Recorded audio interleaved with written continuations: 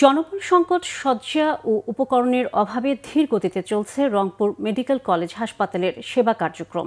১.৫ দশক আগে ১,০০০ শয্যার হাসপাতাল ঘোষণা করা হলেও সেবা মিলছে পুরনো ৬০০ শয্যাতেই। এতে ভোগান্তি বেড়েছে রোগীদের। জট ভাঙতে হাসপাতাল কর্তৃপক্ষ চিঠি চালাচালি করলেও ফাইলবন্দি রয়েছে সে আশার আলো।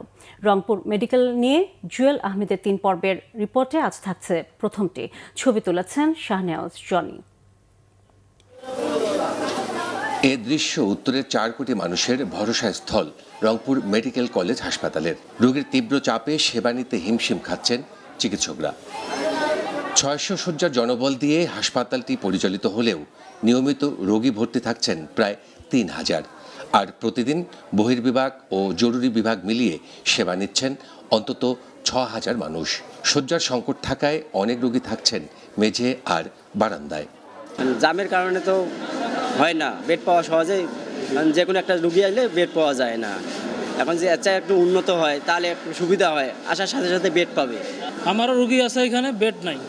এটার ক্যাপাসিটিটা কীভাবে বাড়া যায় এটাই আমার নতুন সরকারের কাছে প্রত্যাশা। সাধারণ রুগী আমরা হয়রানি হচ্ছে বিভিন্নভাবে, তাই এটাই আমি নতুন সরকারকে এটাই বলবো যে একটু উনি এই বিষয়গুলো একটু তদারকি যাতে রাখে। চিকিৎসক ও নার্সের ঘাটতি থাকায় ব্যাহত হচ্ছে কাঙ্ক্ষিত সেবা। এতে দিন দিন বাড়ছে ভোগান্তি। জনবল ও সেবার মান বৃদ্ধিসহ অবকাঠামো সম্প্রসারণের উদ্যোগগুলো দীর্ঘদিন ফাইলচাপা পড়ে থাকায় উৎকণ্ঠা সংশ্লিষ্টদের। রংপুরের সবচেয়ে বড় সমস্যা, এখানে কোনো সদর হসপিটাল নাই। এটা মেডিকেল কলেজ হসপিটাল আছে, কিন্তু প্রতিটা শহরে কিন্তু সদর হসপিটাল থাকবে, যেই হসপিটালে ওই শহরের লোকরা চিকিৎসা পাবে। আর মেডিকেল হসপিটাল তো রেফারেল হসপিটাল, যে সারা উত্তরাঞ্চল থেকে জটিল রোগীগুলা বা যেই সদর হসপিটালে যারা চিকিৎসা করতে পারবে না তাদেরকে এখানে পাঠাবে।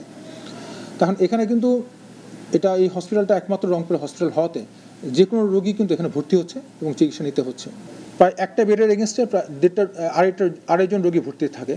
তার মানে কিন্তু ২ জন রোগী হয়তো বিছানা পাচ্ছে না, তারা হয় ফ্লোরে থাকছে, নাহলে ওই রোগীর সাথে বেড শেয়ার করা লাগছে। ১৯৬৮ সালে ২৫০ শয্যা নিয়ে রংপুর মেডিকেল কলেজ হাসপাতাল প্রতিষ্ঠিত হয়। ১৯৭৬ সালে ৫০০ ও ১৯৯৩ সালে আরও ১০০ শয্যা বর্ধিত করে ৬০০ শয্যায় রূপান্তরিত করা হয়।